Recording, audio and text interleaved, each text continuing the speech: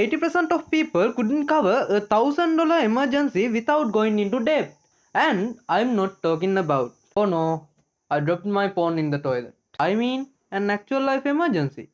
Now, here's the future I see in 10 years. That emergency might not be your car breaking down. It might be your retirement fund collapsing while you are still trying to pay off your student loan. So, are you gonna be in that 0.1% who's financially bulletproof, or are you gonna keep wondering why you are broke in every December?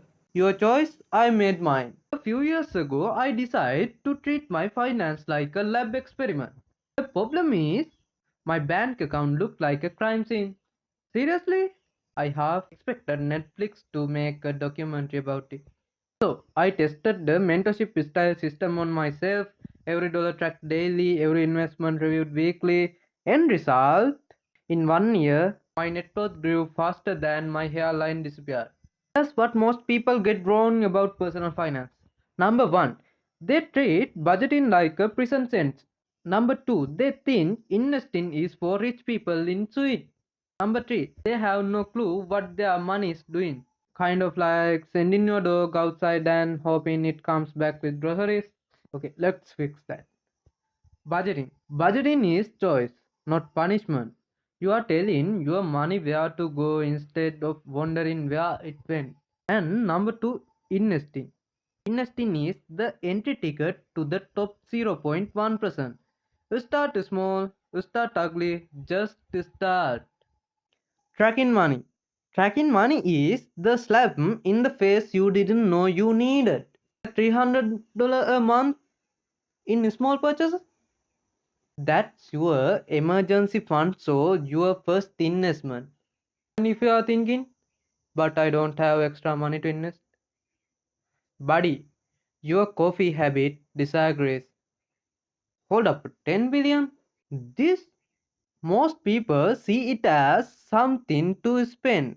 Wealthy people see it as a worker, a tiny little employee you send out into the world to bring back more workers. Those bill in the air, catch it. The trick is simple. What is the trick? First, set clear goals like that. I want X invested by Y date. Second, automate savings and investing. Make it so you can't chicken out. And third one, build equity, not just income. Own stuff that grows, not just stuff that wears out. And no, you don't need some Wall Street wizard whispering stock tips into your ear. You just need to think long term and take short term actions. Here's the real secret nobody tells you. Mastering finance is not about having the high salary, the best investment app, or spreadsheet so pretty it belongs in a museum. It's about mindset. Every millionaire I've met, they treat failure like testing. They see money as a tool, not a trophy. And they measure success in options. The ability to say no to things they hate and yes to the stuff that matters. Without that mindset, you could win the lottery and still end up broke. Probably on a reality TV show about where are they now. People love saying money isn't everything.